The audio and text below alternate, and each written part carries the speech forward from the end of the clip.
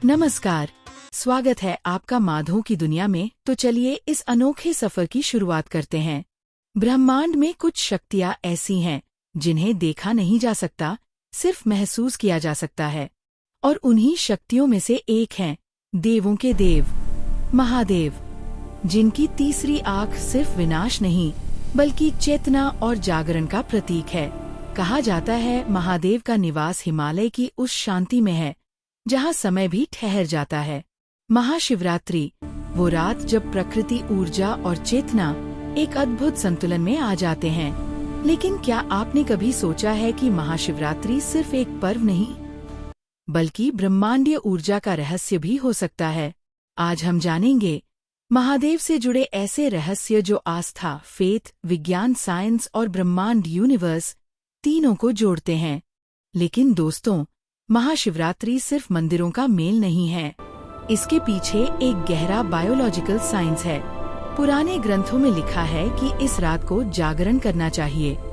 पर क्यों?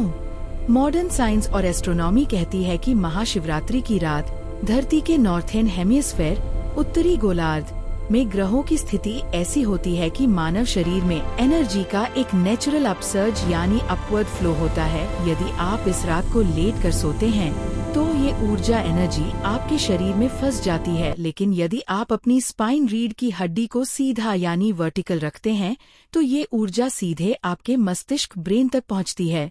यह वही रात है जब एक साधारण इंसान भी प्रकृति की मदद से अपनी चेतना, कॉन्शियसनेस को ऊपर उठा सकता है। अब बात करते हैं एक ऐसे चमत्कार की जो गुजरात के समुद्र तट पर रोज होता है। स्तंभेश्वर महादेव मंदिर। इसे गायब होने वाला मंदिर या वैनिशिंग टेम्पल भी कहा जाता है।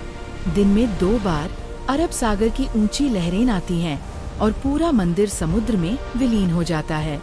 कुछ घंटों बाद जब लहरें पीछे हटती हैं तब मंदिर फिर से प्रकट होता है। अलौकिक। शास्त्रों के अनुसार इस मंदिर की स्थापना भगवान कार्तिकेय ने की थी। ताड़कासुर का वध करने के बाद उन्हें पश्चाताप हुआ क्योंकि ताड़कासुर शिव भक्त था। तब उन्होंने इस स्थान पर शिवलिंग स्थापित किया ताकि समुद्र स्वयं उनका अभिषेक करे।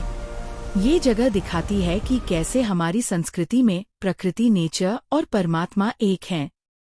इसी कड़ी में अगला चमत्कार है केदारनाथ की भीमशिला। 2013 की वो भयानक बाढ़ जिसने सब कुछ तबाह कर दिया, लेकिन मंदिर को खरोंच तक नहीं आई। क्यों? क्योंकि एक विशाल चट्टान जैसा पत्थर पीछे से आया और मंदिर के ठीक पीछे रुक गया, जिसने पानी की धार को 2 हिस्सों में बांट दिया। कहा जाता है कि वो चट्टान किसी साधारण पत्थर की तरह नहीं बल्कि एक अदृश्य शक्ति का प्रतीक बनकर आई थी। उफनती लहरें जहाँ सब कुछ बहा ले गई, वही मंदिर अडिग खड़ा रहा, मानो किसी दिव्य संरक्षण में हो। आज भी वो पत्थर इस घटना का मौन साक्षी बनकर वहीं खड़ा है।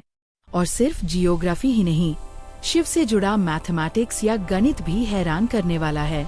108 का अंक या नंबर। क्या आपने कभी सोचा है कि जबकि माला में 108 मनके ही क्यों होते हैं? सूरज और धरती की दूरी सूरज के व्यास या डायामीटर का 108 गुना है।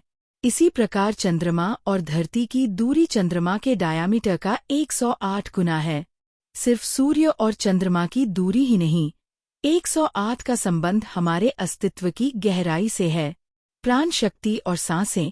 एक स्वस्थ मनुष्य दिन भर में लगभग 21,600 बार सांस लेता है। इसे अगर 2 हिस्सों, दिन और रात में बांटें तो यह 10,800 सांसें होती हैं। 108 का जाप इन्हीं सांसों को ब्रह्मांड की लय यानी रिदम से जोड़ता है। Energy points. आयुर्वेद और योग के अनुसार मानव शरीर में 108 मुख्य मर्म स्थान यानी प्रेशर पॉइंट्स होते हैं, जहां से हमारी जीवन शक्ति प्रवाहित होती है। नक्षत्र और राशियां। ज्योतिष शास्त्र, एस्ट्रोलॉजी में 27 नक्षत्र होते हैं और हर नक्षत्र के 4 चरण। 27 को 4 से गुना करें तो भी परिणाम आता है 108। यही कारण है कि जब आप 108 बार मंत्र जपते हैं तो आप पूरे ब्रह्मांड की ऊर्जा के साथ तालमेल बिठा लेते हैं। शायद इसीलिए आदि योगी शिव के गले की माला में 108 मनके होते हैं, जो ये दर्शाते हैं कि वे समय और अंतरिक्ष यानी टाइम और स्पेस के स्वामी हैं। शिव क्या हैं? अक्सर लोग पूछते हैं कि शिव का आदि और अंत कहाँ है। इसका जवाब छिपा है गणित के दो सबसे रहस्यमयी शब्दों में, शून्य और अनंत। शिव शून्य है, इसका मतलब यह नहीं कि वे कुछ नहीं हैं। शून्य वह गर्भ है जहाँ से सब कुछ पैदा होता है। जैसे गणित में बिना शून्य के किसी संख्या का कोई मूल नहीं, वैसे ही बिना शिव, चेतना, के इस सृष्टि का कोई अस्तित्व नहीं है। वे निराकार, फॉर्मलेस हैं, इसीलिए वे हर आकार में समा सकते हैं। और शिव ही अनंत हैं।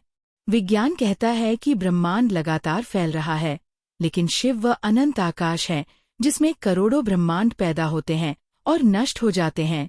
विनाश में ही सृजन है। जिसे हम अंत कहते हैं, शिव के लिए वो बस एक नई शुरुआत है। शव से शिव तक जब शरीर से शिव, प्राण, निकल जाते हैं तो वो शव बन जाता है। यानी हमारे भीतर जो धड़कन है, जो जीवन है, वही शिव है। महाशिवरात्रि की ये रात हमें यही याद दिलाती है कि हम अपनी ईगो, अहंकार को शून्य कर दें, ताकि हम उस परमात्मा की अनंत शक्ति से जुड़ सकें। शिव कोई व्यक्ति नहीं, शिव एक अनुभव है जो आपके और मेरे भीतर मौजूद है। तो इस शिवरात्रि केवल बाहर के शिवलिंग पर जल न चढ़ाएं, बल्कि अपने भीतर के शिव को जगाएं। जागते रहिए, सजग रहिए। ओम नमः शिवाय।